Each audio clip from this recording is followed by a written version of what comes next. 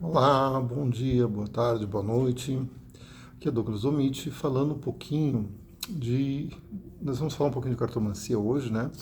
De Lenormand, de tarô. Quais são os principais erros dos cartomantes? Que a gente vê por aí, pessoas que acabam cometendo erros nas suas leituras, né? E quais são esses principais erros? A gente, como professor, que dá aula há muitos anos, começa a observar certos padrões nos erros dos cartomantes. Primeiro que a cartomancia ela não é uma ciência exata, né? Começa por aí. Então, assim, todos nós estamos sujeitos a cometer alguns erros, né?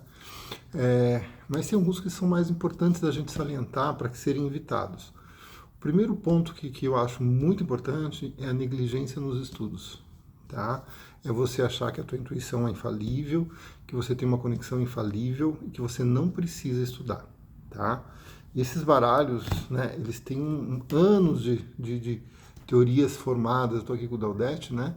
Anos de teorias formadas, de estudos formados em cima deles, e isso cria uma egrégora muito forte da funcionabilidade desses estudos. Então é importante a gente estar conectado com uma corrente de Lenormand ou uma visão de tarô, tá? Para que a gente entenda e realmente esteja estudando isso, para que na hora da leitura isso nos ajude a trazer os insights e a compreender o que o jogo está falando para a gente. Então a importância do estudo é muito grande. A gente vê que, principalmente no Lenormand, as pessoas acabam negligenciando muito o estudo. O Lenormand ele é um baralho que ele tá, isso já agora falando do Lenormand. Outro erro que eu vejo muito forte no Lenormand é você olhar uma carta sem entender um contexto dela. Então a pessoa muitas vezes pega uma carta no jogo e aquela carta passa a ser a resposta da pessoa.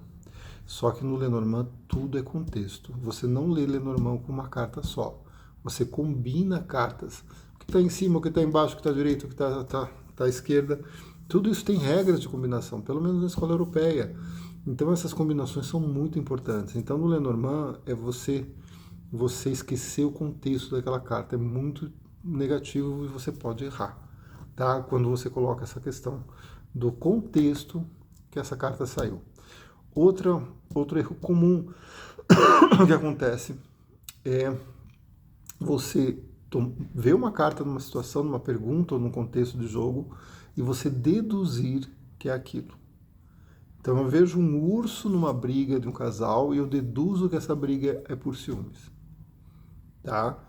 Veja o contexto, veja todas as cartas em volta para chegar a essa conclusão, tá?